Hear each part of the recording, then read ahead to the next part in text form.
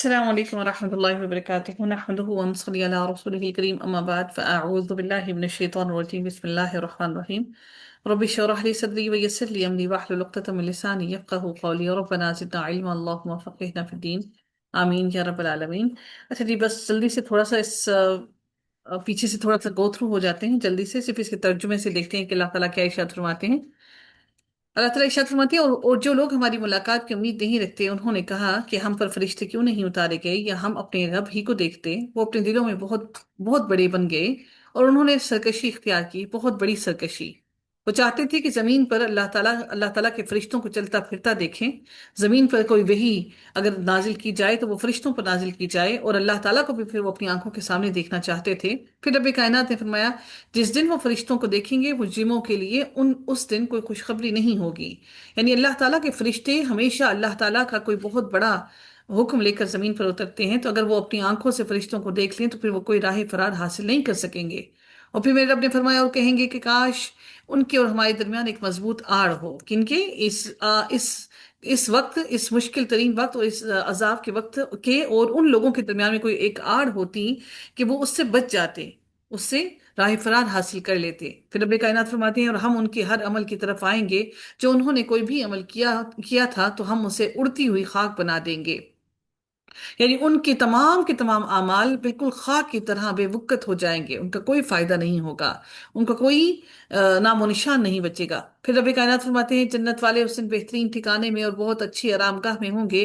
اور جس دن آسمان بادل کی طرح پھٹ جائے گا اور فرشتے نازل کیے جائیں گے اور لگاتار نازل کیا جانا. یعنی آسمان جو پہلی حالت میں موجود تھا، جس حالت میں پہلے اللہ تعالیٰ نے جب آسمان کی تخلیق کی اس حالت میں پہلے موجود تھا، اللہ تعالیٰ اس حالت میں واپس آسمان کو اس میٹیریل پر لے آئیں گے، اور پھر اللہ تعالیٰ آسمان سے فرشتوں کو نازل کریں گے، اتاریں گے.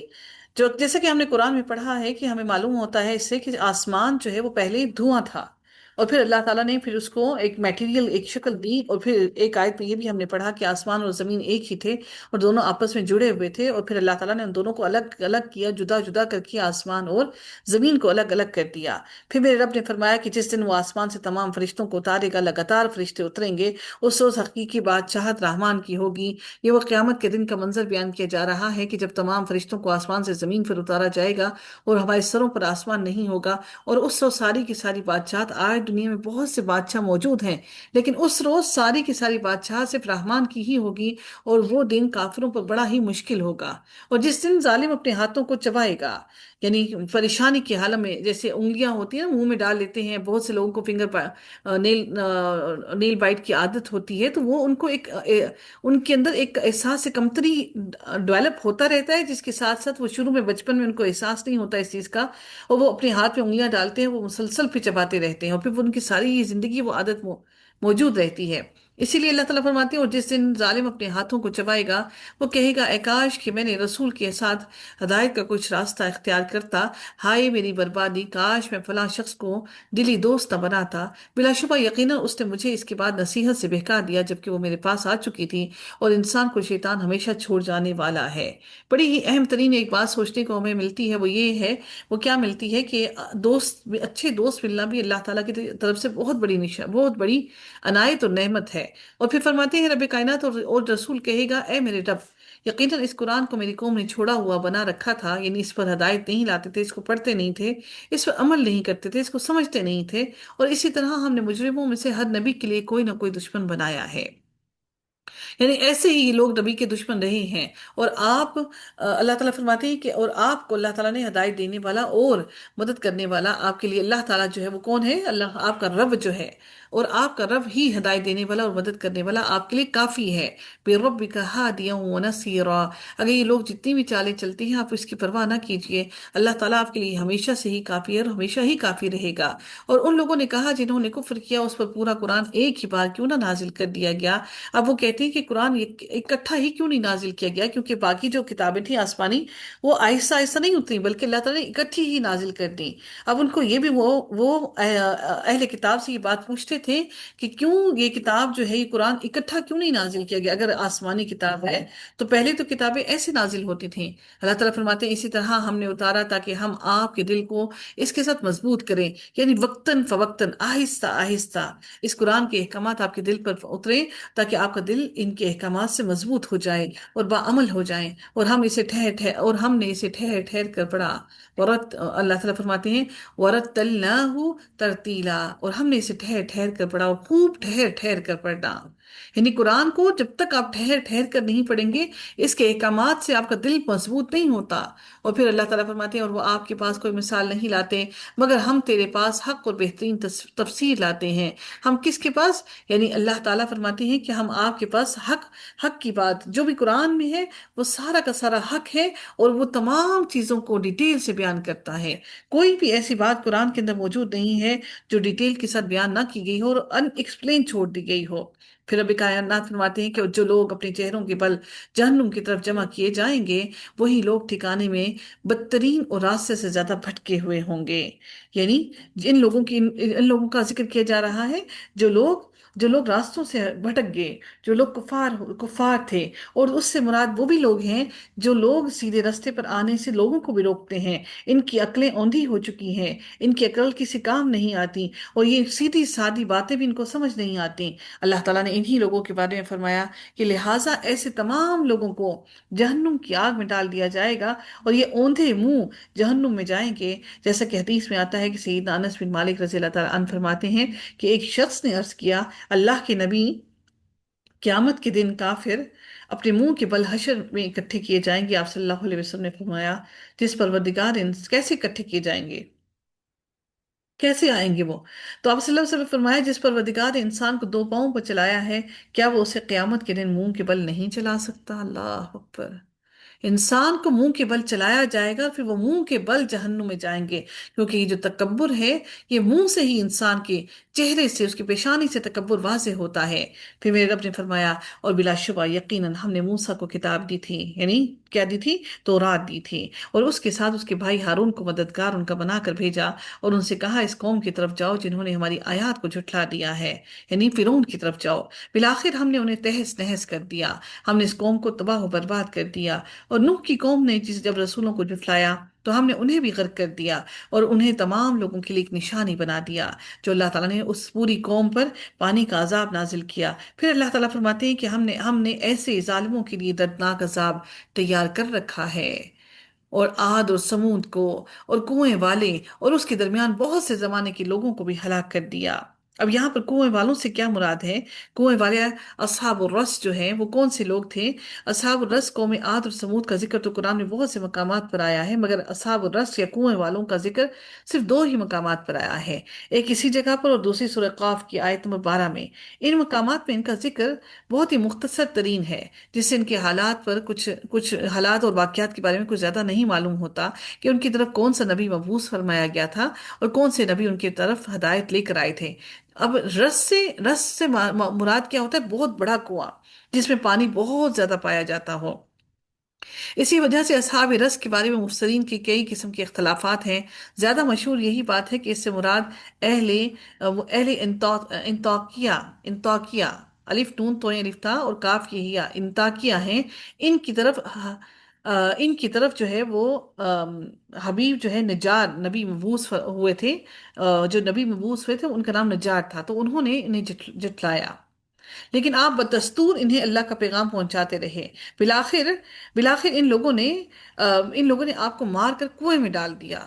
ان لوگوں نے کیا کیا؟ نبی کو مار کر کنویں میں ڈال دیا، اس وجہ سے یہ اصحاب الرس کے لقب سے مشہور ہو گئے۔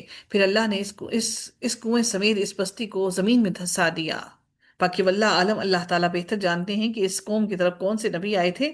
بہرحال جو روایات میں اور جو مفسرین نے بیان کیا وہ اس کے بارے میں وہ یہی بیان کیا ہے کہ اصحاب رس سے مراد یہ ہے کہ اس قوم کو اس کنویں کے اندر ہی ڈال کر تباہ و برباد کر دیا گیا اور نصف و نابود کر دیا گیا۔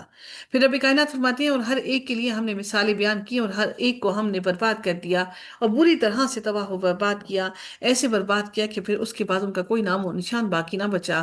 اور بلا شبہ یقیناً یہ لوگ اس بستی پر سے آئے ہیں جس پر بدترین بارش برسائی گئی، تو کیا وہ اسے نہیں دیکھا کرتے تھے؟ بلکہ وہ دوبارہ اٹھائے جانے کی امید ہی نہیں رکھتے۔ ان کو یہ امید ہی نہیں کہ وہ دوبارہ دنیا میں واپس اٹھائے جائیں گے، یعنی دنیا سے مراد کیا ہے؟ روز قیامت اٹھائے جائیں گے۔ پھر رب کائنات فرماتے ہیں اگلی آیت کے اندر کہ اور جب وہ آپ کو دیکھتے ہیں تو آپ کا مذاق بنا لیتے ہیں کہ کیا یہی ہے وہ شخص جسے اللہ تعالیٰ نے رسول بنا کر بھیجا ہے؟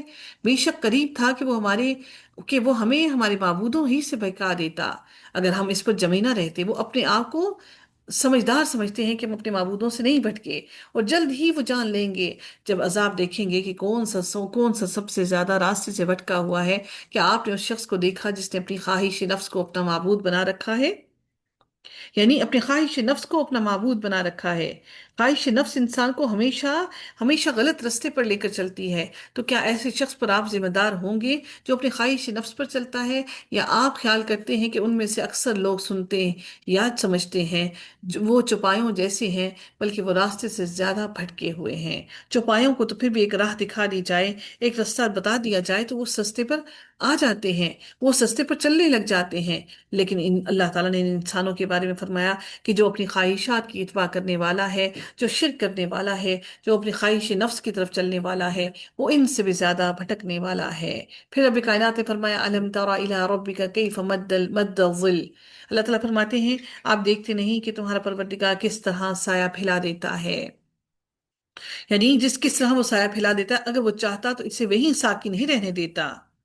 سایوں کو آپ دیکھتے ہیں کہ سائے جو ہوتے ہیں اس کا سورج کے ساتھ ایک گہرا تعلق ہے۔ کبھی سایہ کم ہوتا ہے، کبھی زیادہ ہوتا ہے، اور وہ کبھی اس کا رخ کبھی کس طرف ہوتا ہے اور کبھی کس طرف ہوتا ہے۔ تو اللہ تعالیٰ نے فرمایا کہ کیا آپ دیکھتے نہیں کہ تمہارا پروردگار کس طرح سایہ پھیلا دیتا ہے؟ اگر وہ چاہتا تو اسے وہیں ساکن ہی رہنے دیتا، یعنی ایک جتنا ہی رہتا، سایہ نہ چھوٹا ہوتا نہ بڑا ہوتا، بلکہ ایک ہی جتنا رہتا۔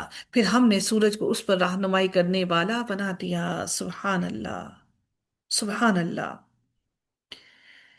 یعنی ہر قسم کے نباتات اور تمام جاندار اشیاء کی تربیت اور نوشرما پر سورج جو ہے، سورج کی روشنی، سورج کی کرنیں، دھوپ، ان سب کا سایہ ہوتا ہے۔ سورج کا ہر طرف پھیلاؤ ہوتا ہے۔ اب اگر کسی چیز پر ہمیشہ دھوپ پڑتی رہے یا کوئی چیز ہمیشہ سائے میں رہے تو اس کی تربیت اور نشوونما کبھی درست نہیں ہو سکتی۔ اللہ تعالیٰ نے ہر انسان، جانور اور ہر چیز کا سایہ بنایا۔ دھوپ اور سایہ دونوں دونوں کی دونوں ہی اللہ تعالیٰ کی نعمتیں ہیں، اور دونوں سے ہر چیز کی زندگی کا گہرا تعلق ہے، چاہے وہ انسان ہو، حیوان ہو، جانور ہو، پرندے ہوں، کچھ بھی ہو۔ اللہ تعالیٰ سایوں کو پھیلاتا ہے، پھیلاؤ سے سمیٹتا ہے تو بھی آہستہ آہستہ سمیٹتا ہے، ایسا نہیں کہ یکدم اس کو شرنک کر دیتا ہے۔ اور سایوں کا پورا سمٹ جانا عین نصف النہار کے وقت ہوتا ہے، یا وہ سر پر ہوتا ہے، یعنی کہ جب وہ سورج جو ہے وہ سر پر ہو اس وقت ہوتا ہے۔ پھر اس کے بعد سائے آہستہ آہستہ بڑھنا شروع ہو جاتے ہیں، اور اس کے اندر اللہ تعالیٰ کی بہت بڑی حکمتیں ہیں۔ اسی حکمت کے بارے میں اللہ تعالیٰ نے یہاں پر فرمایا کہ آپ نے اپنے رب کو نہیں دیکھا کہ اس نے سائے کو کس طرح پھیلا دیا ہے؟ اور اگر وہ چاہتا تو اسے ضرور ساکن بنا دیتا۔ پھر ہم نے سورج کو اس پر دلیل بنایا، پھر ہم نے آہستہ آہستہ اسے اپنی طرف سمیٹا، آہستہ آہستہ سمیٹنا۔ اور وہی ہے جس نے رات کو تمہارے لیے پردہ پوش اور نیند کو آرام بنایا، اور دن کو جی اٹھنے کا وقت بنایا، اور وہی ہے جس نے اپنی رحمت کے آگے آگے ہواؤں کو خوشخبری بنا کر بھیجا۔ یعنی رحمت کیا؟ جب بادل آتے ہیں تو بادلوں کے ساتھ ساتھ ہوا بھی چلتی ہے، ٹھنڈی ہوائیں آتی ہیں، اور یہ بادل پھر خوشخبری دیتے ہیں بارش کی۔ اور ہم نے آسمان سے پاک کرنے والا پانی نازل کیا تاکہ اس کے ذریعے ہم مردہ شہر کو زندہ کریں، اور اس میں بہت سے چوپایوں اور انسانوں کو پانی پلائیں جن کو ہم نے پیدا کیا۔ اور بلا شبہ یقیناً ہم نے اسے ان کے درمیان پھیر پھیر کر بیان کیا تاکہ وہ سبق حاصل کریں۔ پھر بھی اکثر لوگوں نے ناشکری کے سوا کچھ نہیں مانا، اور اگر ہم چاہتے تو ضرور حد بستی میں ایک ڈرانے والا بھیجتے۔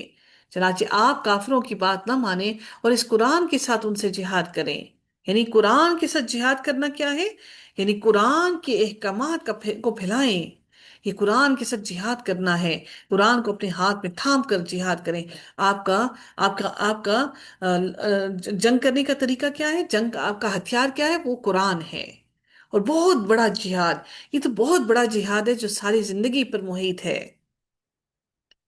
اور ہم میں سے بہت سے لوگ اپنی ہمت ہار دیتے ہیں، اور پھر ہم اس جہاد سے نکل جاتے ہیں، ہم وہ جہاد نہیں کر سکتے۔ اور پھر میرے رب فرماتے ہیں کہ اور وہی ہے جس نے دو سمندروں کو ملا دیا، یہ میٹھا ہے پیاس بجھانے والا، اور یہ نمکین کڑوا ہے، اور اس نے دونوں کے درمیان ایک پردہ اور مضبوط آڑ کر دی۔ یعنی یہ دونوں کے دونوں سمندر جو ہیں، دونوں سمندر آپس میں ملتے نہیں ہیں۔ اللہ تعالیٰ نے ان دونوں کے پانی کو آپس میں ملنے نہیں دیا، اور یہ پانی بالکل الگ الگ چلتے ہیں، اور اللہ نے فرمایا کہ ان دونوں کے درمیان میں ایک مضبوط آڑ ہے۔ حالانکہ لگتا اس طرح سے ہے کہ وہ کوئی درمیان میں ایک پردہ ہے، جو دیوار ہے جو ان دونوں کو آپس میں ملنے نہیں دیتی، لیکن یہ میرے رب کے حکم سے آپس میں نہیں ملتے۔ اور وہی ہے جس نے انسان کو پانی سے پیدا کیا، پھر اسے نسب والا اور سسرال والا بنایا، اور آپ کا رب ہمیشہ سے پوری قدرت رکھنے والا ہے۔ اب اس سے کیا مراد ہے کہ اللہ تعالیٰ نے انسان کو پانی سے بنایا؟ انسان کی تخلیق جو اللہ تعالیٰ نے کی ہے وہ نطفے سے کی ہے۔ سبحان اللہ، کہ اللہ تعالیٰ نے فرمایا کہ میں نے انسان کو نطفے سے بنایا، یعنی نطفہ وہ پانی ہے، جس پانی سے اللہ تعالیٰ نے انسان کی تخلیق کی۔ وہ نر اور مادہ دونوں کی پانی کو ملا کر اللہ تعالیٰ نے انسان کی تخلیق کی۔ پھر اللہ تعالیٰ فرماتے ہیں پھر اسے نسب والا اور سسرال والا بنایا۔ بڑی اہم ترین بات ہے، رشتہ داریاں دو طرح کی ہوتی ہیں، ایک وہ جو جو والدین کی طرف سے حسب نسب کے اعتبار سے، اور دوسری وہ جو سسرال کے اعتبار سے ہیں۔ اگر اس سسرال کے رشتوں کی کوئی اہمیت نہ ہوتی تو یقیناً میرے رب اس کو قرآن میں ذکر نہ کرتے۔ ہمارے لیے بڑا ہی آسان تھا کہ ہم اپنے شوہروں کو لے کر بالکل الگ تھلگ ہو جائیں، میرے رب نے اس کا ذکر قرآن میں کر دیا۔ اور مردوں کے لیے بھی بڑا ہی آسان تھا کہ بیویوں کو لے کر الگ تھلگ ہو جائیں، یقیناً ان کے والدین کو ان پر پورا پورا حق اور اختیار ہے۔ پھر رب کائنات فرماتے ہیں اور آپ کا رب ہمیشہ سے پوری قدرت رکھنے والا ہے، اور وہ اللہ تعالیٰ کے سوا ان کی عبادت کرتے ہیں جو انہیں نہ نفع پہنچا سکتے ہیں اور نہ ہی وہ ان کو نقصان پہنچا سکتے ہیں، یہ ان کی عبادت کرتے ہیں، اور کافر اپنے رب ہی کے خلاف مددگار بنا ہوا ہے۔ اور اے نبی، ہم نے آپ کو بس خوشخبری دینے والا اور ڈرانے والا بنا کر بھیجا ہے۔ آپ ان سے کہیے کہ میں اس تبلیغ پر تم سے کوئی اجرت نہیں مانگتا، کوئی پیسہ نہیں مانگتا، بلکہ میری اجرت تو میرے رب کی، ہاں رب کے پاس ہے۔ جس کا جی چاہے اپنے پروردگار کا راستہ اختیار کرے، اگر چاہتا ہے دل تو راستہ اختیار کر لیں، نہیں چاہتا تو مت کرے۔ اور اس ذات پر توکل کیجئے جو ہمیشہ سے زندہ ہے اور اسے کبھی موت نہیں آئے گی۔ اس کی حمد کے ساتھ اس کی تسبیح کیجئے، اور وہ اپنے بندوں کے گناہوں سے خبر رکھنے کے لیے کافی ہے۔ اس کو کسی کی ضرورت نہیں ہے، جس نے آسمانوں اور زمین کو اور جو کچھ اس کے درمیان میں ہے، اگر اس نے سب چیزوں کو 6 دنوں میں پیدا کیا، پھر اس نے عرش پر قرار پکڑا، وہ یہ رحمان ہے، اس کا حال کسی باخبر سے پوچھ لیجئے۔ باخبر سے مراد کیا ہے؟ جو علم رکھنے والا ہے، اس سے پوچھ لیجئے۔ اور جب انہیں کہا جاتا ہے کہ رحمان کو سجدہ کرو تو کہتے ہیں رحمان کیا ہوتا ہے؟ کیا ہم اسے سجدہ کریں جس کا تو ہمیں حکم دیتا ہے؟ اور یہ دعوت ان کی نفرت میں مزید اضافہ کر دیتی ہے، ان کو اس سے کوئی فرق نہیں پڑتا۔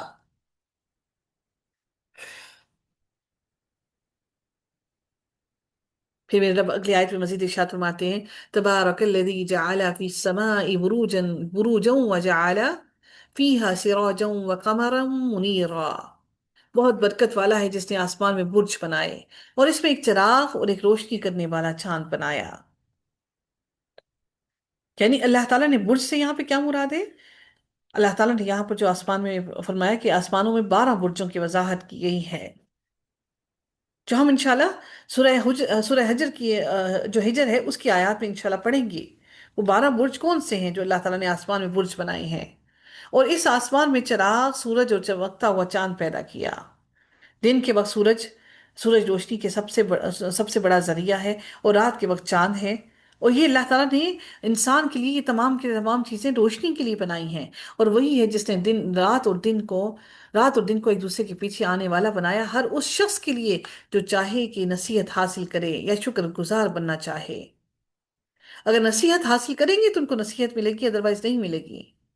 میرے رب نے فرمایا اور رحمان کے حقیقی بندے وہی ہیں جو زمین پر انکسار سے چلتے ہیں، عاجزی سے چلتے ہیں، اور اگر جاہل ان سے مخاطب ہوں تو بس سلام کہہ کر کنارہ کش رہتے ہیں، پیچھے ہٹ جاتے ہیں، دور ہو جاتے ہیں۔ یعنی جاہلوں سے وہ بحث و مباحثہ نہیں کرتے، بڑی اہم ترین بات ہے۔ ہم بحث و مباحثہ کر کے خود کو عقل مند ثابت کرنا چاہتے ہیں، اور پھر میرے رب نے فرمایا جو اپنے پروردگار کے حضور سجدہ میں قیام میں راتیں گزارتے ہیں، سجدے میں اور قیام میں راتیں گزارتے ہیں اور دعا کرتے ہیں، اے ہمارے پروردگار، ربنا اصرف ربنا اصرف عنا عذاب جہنم ان عذابها کان غراما۔ اے ہمارے پروردگار، جہنم کے عذاب سے ہمیں بچائے رکھنا، کیونکہ اس کا عذاب ٹلنے والا نہیں ہے۔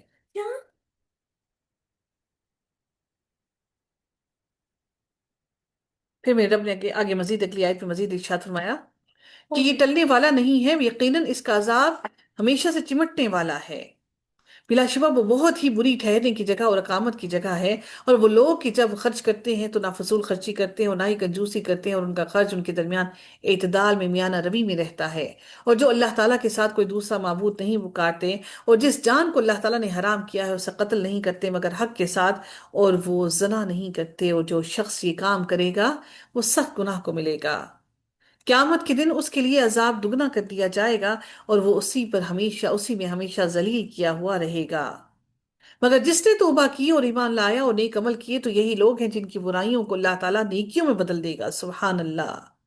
یعنی برائیوں کو اللہ تعالیٰ نیکیوں میں بدل دے گا، اور اللہ تعالیٰ ہمیشہ سے بے حد بخشنے والا اور نہایت رحم کرنے والا ہے۔ جو اللہ تعالیٰ کی عبادت کرنے والے ہیں، مخلص ہیں، نیک ہیں، تقوی کرنے والے ہیں، اگر کوئی غلطی اور کوتاہی سے کوئی گناہ ہو جائے تو اللہ تعالیٰ اس برائیوں کو بھی نیکیوں میں بدل دے گا، سبحان اللہ۔ کہ کیسے؟ کہ جب توبہ استغفار کریں گے تو اللہ ہماری توبہ کرنے سے وہ گناہ بخش دیے جائیں گے، اور ہمارے درجات کو بلند کر دیا جائے گا، اور ہمیں نیکیاں عطا کر دی جائیں گی۔ کس وجہ سے؟ کہ ہم نے اپنے گناہ کو گناہ سمجھا۔ اور جس شخص نے توبہ کی اور نیک عمل کیے تو یقیناً وہ رجوع کرتا ہے اللہ تعالیٰ کی طرف، اور سچا رجوع کرنا۔ اور جو لوگ جھوٹ میں شامل نہیں ہوتے، اور جب کسی بیہودہ کام پر سے گزرتے ہیں، جب کوئی بیہودہ بات کی جاتی ہے تو وہاں سے شرافت سے، خاموشی سے سر جھکائے ہوئے گزر جاتے ہیں۔ پھر میرے رب نے فرمایا جنہیں ان کے رب کی آیات سے نصیحت کی جاتی ہے تو وہ ان پر بہرے اور اندھے بن کر نہیں گرتے، یعنی بہرے اور اندھے بن کر نہیں بس ہو کر گزر جاتے، بلکہ ان کا گہرا اثر قبول کرتے ہیں، اپنی زندگیوں کو بدلتے ہیں، اور وہ دعا کیا کرتے ہیں؟ ربنا هب لنا من ازواجنا ذرياتنا قرة اعین وجعلنا للمتقین اماما۔ پروردگار ہمیں اپنی بیویوں اور اولاد کی طرف سے آنکھوں کی ٹھنڈک عطا فرما، اور ہمیں پرہیزگاروں کا پیشوا بنا۔ یہی وہ لوگ ہیں جو اپنے صبر کا بدلہ بہشت کے بالا خانوں کی صورت میں پائیں گے، یعنی ان کے محل جو ہوں گے جنت کے بلند پہاڑوں پر ہوں گے، سبحان اللہ۔ وہاں دعائے حیات ہوگی، وہاں پر کیا دعا کریں گے؟ سلام کریں گے۔ ان کی دعا کیا ہوگی؟ آپس میں ملیں گے تو کیا کہیں گے؟ سلام کریں گے۔ اس میں ہمیشہ رہنے والے ہیں، یہ بہت بہت اچھی ٹھہرنے والی اور رہنے کی جگہ ہے۔ آپ کہیں اگر تمہاری دعا نہ ہوتی تو میرا رب تمہاری بالکل بھی پرواہ نہ کرتا۔ اگر تمہاری یہ دعا نہ ہوتی، اللہ تعالیٰ نے اگر یہ تمہاری دعا قبول نہ کی ہوتی تو میرا رب یقیناً یقیناً تمہاری کوئی پرواہ نہ کرتا۔ اللہ تعالیٰ کے لیے کوئی مشکل نہیں کہ ہم میں سے سب کو، تمام کے تمام لوگوں کو جہنم میں داخل کر دے۔ اللہ تعالیٰ پھر کوئی پرواہ نہ کرتا ہم میں سے کسی ایک کی بھی۔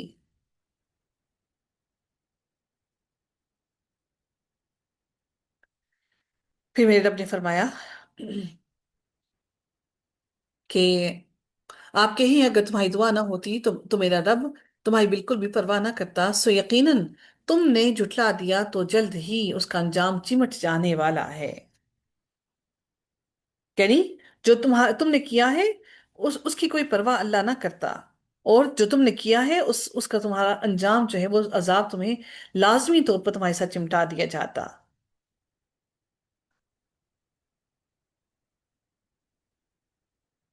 پھر اگلے رکوع کا، اگلی سورہ کا آغاز ہوتا ہے، اور دیکھتے ہیں کہ اللہ رب العزت اس سورہ کے اندر کیا ارشاد فرماتے ہیں۔